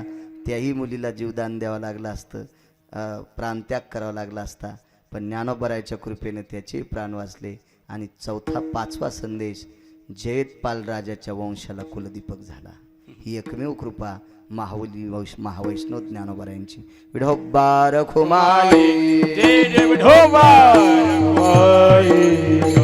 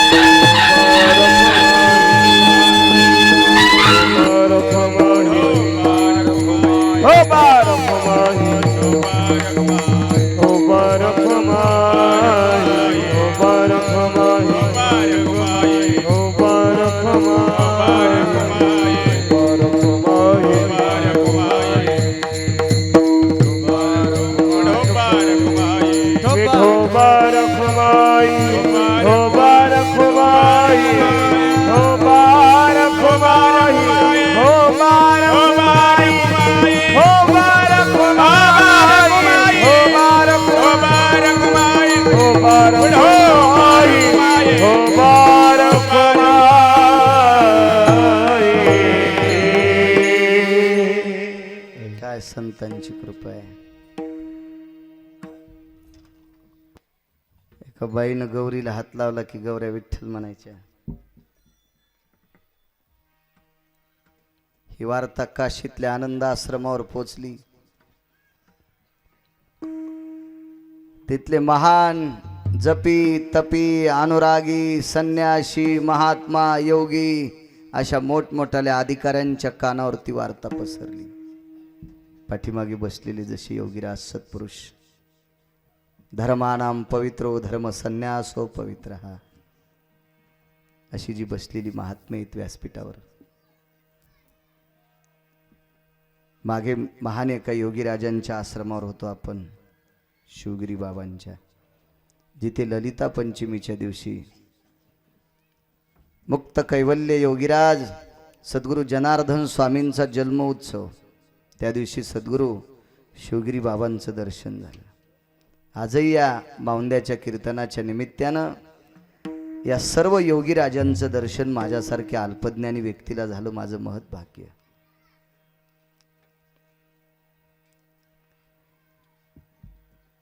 अशा महान योगी राजांच्या कानावर वार्ता गेली, एका बाईनं गौरीला हात लावला की विठ्ठल म्हणतं शेवटचं, कारण मला ट्रेन आहे 3 वाजता, त्याच्यामुळं 10 एवढा पुरावा सांगतो, पूर्ण येरा माणसंही जेवायची, तर खूप समाज आहे तुमचा।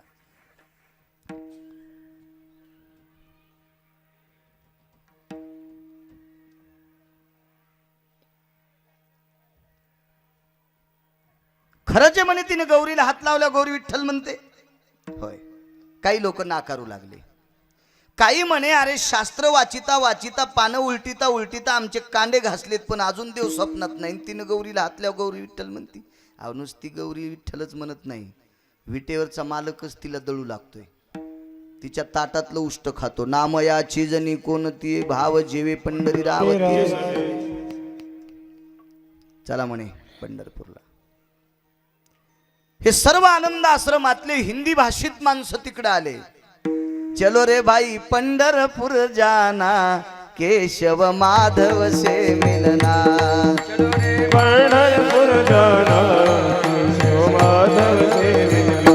चलो रे भाई पंढरपूर जाना, केशव माधव से मिलना, पंढरपूर जाना, केशव माधव से केशव माधव से मिलना, विठ्ठल माधव से मिलना, केशव माधव से मिलना, केशव माधव से मिलना, केशव माधव से मिलना, विठ्ठल माधव से मिलना, केशव माधव से मिलना, केशव माधव से मिलना। चलो रे भाई पंढरपूर जाना, केशव माधव से मिलना, पंढरपूर जाना, केशव माधव से मिलना। ही आनंद आश्रमाहून यात्रा। चलो रे भाई पंढरपूर जाना, चलो रे भाई पंढरपूर जाना, केशव माधव से मिलना, केशव माधव से मिलना, विठ्ठल माधव से मिलना, केशव माधव से मिलना, विठ्ठल माधव से मिलना। पंढरपूरला आले, विचारलं जनाबाईचं घर, ते म्हणे झोपडं। कोणाचं घर आहे? दामू शेट्टीचं। दामू शेट्टी कोण? एक उमास्त आहेत, फार मोठी व्यक्ती, चिरंजीव नामदेव राय। जनाबाई त्यांची आम्हाला माहित नाही म्हणजे कोण आहे। सगळी लोक तिथं अशी अधिकारी माणसं होती। त्याने विचार केला, लहानशा झोपड्यात आपण जायचं कसं, एवढाले आश्रम आपले, आणि काय म्हणून हिच्या घरात फेकुसायचं। कबीरजीने आपल्याला खोटं सांगितलं, या बाईच्या हातानं देव जेवतो, या बाईला दळू लागतो, या बाईला साडी कांडू लागतो, या बाईला नाहू घालू लागतो, नाहू घालतो। तुळशी जवनी जनी उकलती वेणी, माझ्या जनीला नाही कोणी, म्हणून देव घाली पाणी, म्हणून देव घाली पाणी, म्हणून देव घाली पाणी। या तुळशीच्या वनामध्ये जनाबाईला भगवंत नाहू घालायचे। डोई चोळी सारंग पाणी, स्वतः भगवान तिचे डोकं चोळायचे। लोक म्हणले कसं शक्य हो, काही बोलता तुम्ही कबीरजी? देखेंगे बोले चलो। ते झोपडं होतं, त्या झोपड्याच्या कुडाच्या बाजूला रात्रभर असे बसायचं ठरलं। 11:30 वाजता विटेवरच्या मालकाची शेज आरती झाली। आता स्वामी सुखे निद्रा करा गोपाळा, आपुला आले मनोरथ जातो आपुल्या स्थळा। शेज आरती झाली, दृष्ट काढली देवाची सखयाची, पांडुरंग रायाची दृष्ट काढिते सखयाची, पांडुरंग रायाची दृष्ट काढिते। 10:30-11 वाजता शेज आरती झाली, किलूप लावले, पुजारी निघून गेले। इकडे जनाबाईनं जात फटकिलं, गोनाबाईनं धान्य दिलं दळायला, आणि जनाबाई दळायला बसल्या। बरोबर 11-11:15 वाजता जगाचा बाप, विटेवरचा मालक, विश्वाचा मालक जनाबाईच्या समोर पाय लांबून मुकुट काढून ठेवला, पाय लांबिलन हातात खुंटा धरला। आकाशाचा चंद्रबाई माझ्या अंगणात पंढरीचा राया दळितो जनीच्या घरात. स्वतः जगाचं विश्वाचं ब्रह्म येते आणि ते दळू लागलेले सगळे बघत होते. दळणं आटपल्याच्या नंतर देवाला घाम आलाय. ते खुंटा धरल्याच्या नंतर देवाच्या हाताला फोड आलाय. साळी कांडू लागला. देवा हाताला फोड जनी म्हणे मुसळ सोड. काय कोमल हात होते ते. आणि मग सांगितलं जना आता भूक लागली. हे जना भूक लागली. जनाबाईनं सांगितलं देवा घरातल्या 13 माणसाच्या ताटातल्या उरलेल्या पुसून पुसून ज्या कण्या आहेत त्यांची ताटं पुसून एका खापराच्या ताटात काढलेले. जगाच्या मालकानं स्वतः उठून ते जवळ घेतलं. सगळं कालवलं. अर्धे भाग केले. अर्धा जनाबाईला खाऊ घातला आणि अर्धा आपण खाल्ला. त्यावेळेला कबीरदासांनी कूड फळडा आणि आतमध्ये गेले आणि विटेवरच्या मालकाचे पाय धरले. कडकडाटून विटेवरच्या मालकानं मिठी मारली. त्यावेळेला सगळी अधिकारी लोक हाताची बोट तोंडात घालीत होती. भगवान निघून गेले. सगळ्या जणांनी जनाबाईच्या आश्रमात त्या झोपड्यात प्रवेश केला आणि विचारलं जना नये योगियाच्या ध्याना नाना साधनाच्या केल्या खटापटा वाटेल ते प्रयत्न केले वाटेल ते बेजार आहेत त्याच्या प्राप्ती करता महाराज अजून कोणाच्या स्वप्नात नाही. आणि बाई तुला दळू लागतो. तुझ्या ताटातलं उष्ट खातो. तुला नाहू घालतो. तुला साळी कांडू लागतो. हे वाटेल ते काम तुला गौऱ्या वेचू लागतो. नेमकी तुझ्यावर कृपा कोणाची. जनाबाईनं काय सांगितलं दासी नाम याची मनोनिया. महाराज हे योगीराज शास्त्री आचार्य पंडित योगी महानुरागी जपी तपी संन्यासी हे सर्व महान योगीराज जमलेले होते. त्यांना सांगितलं महाराज एकमेव जगाचा मालक जर माझ्या ताटातलं उष्ट खात असेल एकमेव जर मला सगळे काही कामं करू लागत असेल तर त्याचं एकमेव कर्तव्याची पोच पावतीये ती संत शिरोमणी नामदेवरायाची कृपा. माझ्यावर नामदेवरायाची कृपा झाली म्हणून मी या परमपदाला पोचले. काय सांगू आता संतांचे उपकार. ज्ञानेश्वर